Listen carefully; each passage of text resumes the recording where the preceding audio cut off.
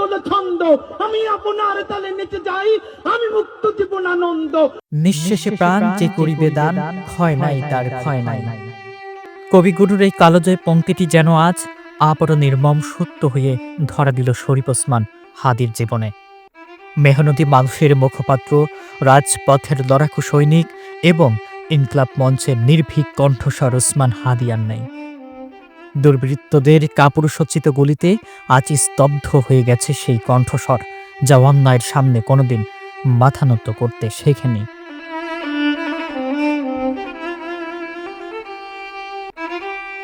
ঢাকা ৮ আসনের সাধারণ মানুষের মনে যে আশার প্রদীপ জ্বেলেছিলেন ওসমান হাদি, এক নিমিষেই তা নিভিয়ে দিল ঘাতকের বুলেট। তিনি কেবল একজন রাজনৈতিক প্রার্থী বা মুখপাত্র ছিলেন না, তিনি ছিলেন জুলাই বিপ্লবের এক সাহসী যোদ্ধা, রাজপথের এক অকুত ভয়, যার বলিষ্ঠ কণ্ঠস্বর প্রকম্পিত করত অন্যায়ের ভিত। সেই মানুষটি আজ নিথর, নীরব।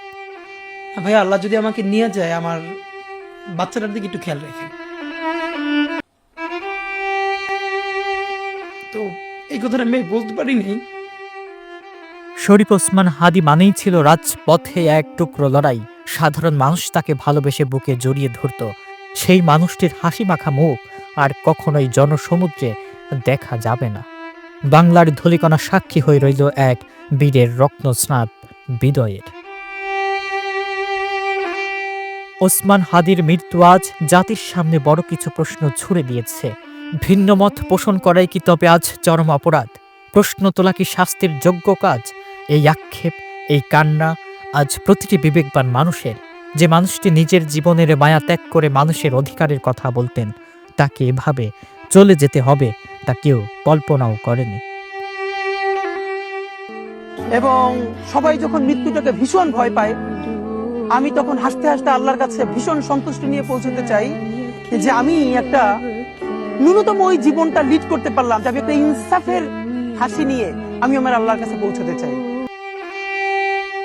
ইনকিলাব মঞ্চে তার সেই তেজস্বী ভাষণ কিংবা রাজপথে সাধারণ মানুষের সাথে তার সেই আত্মিক সম্পর্ক, সবই এখন কেবল স্মৃতি। পুরো দেশ আজ শোকে মুহ্যমান। হাস্যোজ্জ্বল সেই মুখটি আর কোনোদিন জনসভায় ভেসে উঠবে না। কোনো অন্যায়ের প্রতিবাদে ফেটে পড়বে না সেই বজ্র কণ্ঠ।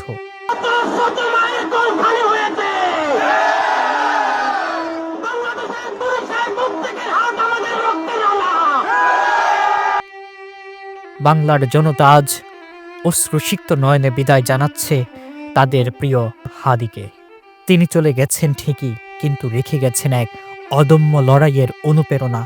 ঘাতকের বুলেট শরীরকে নিথর করতে পারে, কিন্তু ওসমান হাদির মতো আদর্শকে স্তব্ধ করার শক্তি কোনো বুলেটের নেই। বীরেরা মরে না, তারা বেঁচে থাকে মানুষের হাহাকারে, অধিকার আদায়ের মিছিলে এবং ইতিহাসের পাতায়।